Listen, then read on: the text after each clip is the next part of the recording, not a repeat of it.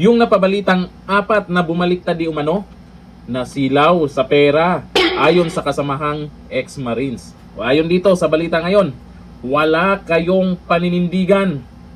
Nagpahayag ng pagkadismaya si Walter Manalansan, isa sa mga miyembro ng Brigade 18, matapos bawiin ang apat na dating bodyguards ni dating Ako Bicol Representative Saldico ang kanyang mga naunang sinumpaang salaysay. Alam naman natin, mula pa nung una, ang sabi na itong mga ex-Marines, may mga alok talaga sa kanila. Habang tumatagal, palaki ng palaki.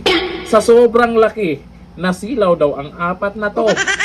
Sa kanyang social media post, sinabi ni Manalansan, nakakalungkot. Bakit bumigay kayo?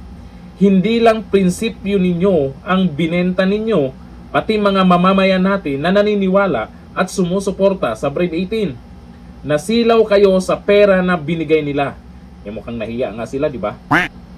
Nagmaskara nang humarap sa media. Wala kayong panindigan.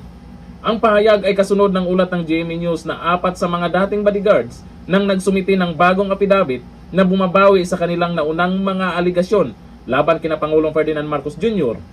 at dating House Speaker Martin Romualdez, dating Ako Bicol Saldico at iba pang personalidad. Ang tanong dyan, doon sa mga inilabas na video, picture, paano nila itanggi yun? May sinabi ba sila na hindi totoo yun, edited yun, AI yun? Hindi, di ba?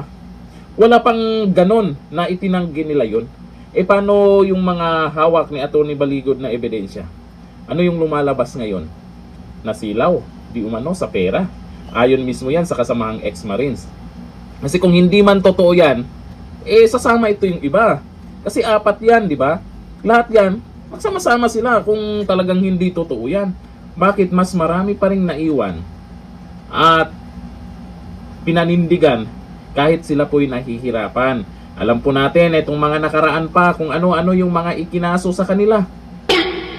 Kung ano-ano yung mga panggigipit na ginawa sa kanila. Wala namang pambayad si Atty. Baligod. Kung talagang itong apat na to ay para sa katotohanan talaga yung ginawa nila, ha? Bakit pa kayo nagtatago? Bakit pa kayo nagmamaskara? Yung nakaupo ngayon ang kinampihan nyo na. Bakit kayo natatakot? Takot ba yan? O nahihiya sa ginagawa nyo dyan? Ako'y nagtatanong lang naman kasi gusto natin po kung ano po yung totoo. Kasi kanina, may mga nagsabi ito daw yung apat na yung bago na nadagdag. Pero hindi po kasi natin alam kung sino-sino ang mga yan dahil nga nakamaskara.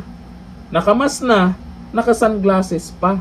Dapat matapang kayo. Kakampi nyo ang mga tao kung nasa katotohanan kayo. Kung sino man ang apat na to, sana hindi totoo ang balitang to na nasilaw kayo sa pera. Sana yung ginagawa nyo para lang sa katotohanan. Kasi bandang huli, ikakahiya kayo ng mga nakakilala sa inyo. Dito lang, thank you. Bye-bye.